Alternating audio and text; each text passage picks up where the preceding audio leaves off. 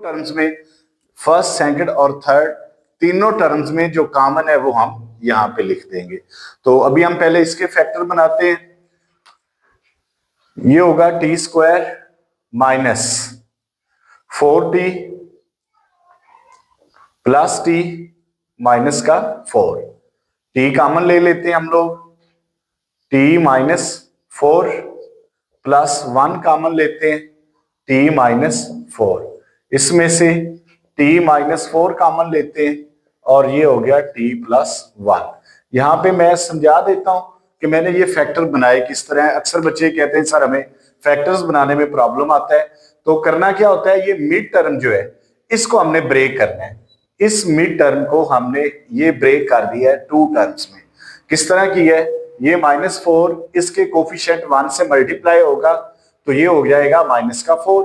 अब 4 के हम फैक्टर बनाते हैं, 1 मल्टीप्लाई बाय 4 4 होता है और 2 मल्टीप्लाई बाय 2 4 होता है। अब इनको हम ऐड और सबट्रैक्ट करते हैं तो इनका जवाब अगर हम इनको ऐड करते हैं तो आंसर 4 आता है, हमें 3 चाहिए दरमियान में। और अगर हम इनको सबट्रैक्ट करते हैं आंसर 0 आता है, हमारे किसी काम का नहीं है ये फैक्टर। इस फैक्टर को हम कंसीडर नहीं करेंगे। अब हम बात करते हैं इस फैक्टर की। ये 1 प्लस 4 है, ये हमारे काम का है। हमने बनाना क्या है, माइनस का 4। इसके साथ फिर देखें जो हमें साइन रिक्वायर्ड है वो माइनस का है, तो इनमें से जो बड़ी टर्म है उसके साथ माइनस लगाएंगे और इसके साथ प्लस लगाएंगे। तो अब हमारे पास -4 और +1 मिलेगा तो माइनस का 3 बनेगा और यही जो -4 और प्लस का 1 मल्टीप्लाई होके माइनस का 4 बनेंगे। अब देख लें दोबारा, ये साइड वाला ये वाला -4 ये खड़ा है मल्टीप्लीकेशन होने के बाद और प्लस माइनस होने के बाद ये -3 मिड टर्म वाला आपके पास -3 है। दोबारा फिर समझ लें, फर्स्ट टू टर्म्स में से t common, next two terms में से 4 कॉमन। अब इन दोनों में t प्लस 1 कॉमन है तो मैं लिखूंगा t प्लस 1, ये मैंने कॉमन लिया और ये t प्लस 4, ये इसके फैक्टर बन चुके हैं। ये t प्लस 1 ये वाला जो मैंने कॉमन लिया है। अब आप बेटा इस टर्म को देख लें, यहां पे मैं स्केयर इन दोनों के स्केयर्स बनाता हूं। t2 -1 को हम 1 का स्क्वायर लिख सकते हैं और इस आइडेंटिटी के मुताबिक a square minus B, a plus B और a माइनस बी के अकॉर्डिंगली मैं इसको t प्लस 1 और t माइनस 1 लिख सकता हूं।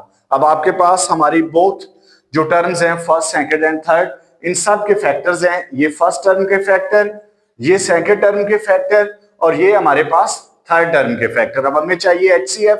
HCF is the product of the common factor. आप इन तीनों में देख ली, t प्लस 1 इधर भी मौजूद है, t प्लस 1 इधर भी मौजूद है और t प्लस 1 इसमें भी अवेलेबल है। तो इनमें कॉमन जो है वो t प्लस 1 है। That is your required x की शक्ल हम इसकी बना सकते हैं। तो फर्स्ट टर्म है HCF हमने फाइंड करना है। फर्स्ट टर्म हमारे पास x क्यूब माइनस 1 है, मैं इसको लिख सकता हूं x क्यूब माइनस 1 का क्यूब। अब इस आइडेंटिटी के मुताबिक मैं इसको एक्सपेंड करने जा रहा हूं, इसको फैक्टर करने जा रहा हूं। इसकी फैक्टराइजेशन इस आइडेंटिटी के मुताबिक हम लिखने जा रहे हैं। तो ये हमारे पास हो जाएगा x minus 1 into x square plus x into 1 plus 1 का स्क्वायर हो जाएगा। अब हम इसको लिख सकते हैं x minus 1 as it x square plus x 1 का स्क्वायर 1 ही होता है। और सेकंड टर्म हमारे पास फैक्टराइज हम करने की कोशिश करते हैं। सबसे पहले कॉमन लेते हैं, कोई कॉमन चीज नहीं मिलती, फैक्टर बनाते हैं, इसके फैक्टर भी नहीं बनते। किसी आइडेंटिटी से इसको कंपेयर करते हैं, आइडेंटिटी भी नहीं बनती, तो इसके फैक्टर नहीं बन रहे तो ये हम ऐसे ही इसको लिख देंगे। तो अब आप देखिए हमारे पास दो टर्म्स हैं, ये फर्स्ट टर्म आपके पास इसके फैक्टर, ये सेकंड टर्म है इसके फैक्टर। अब हमने लेना है HCF और HCF होता है प्रोडक्ट ऑफ कॉमन फैक्टर। इन दो टर्म्स में देखें, ये फर्स्ट टर्म है इसमें और ये सेकंड टर्म है इसमें। हमारे पास कॉमन है x square plus x plus 1। HCF is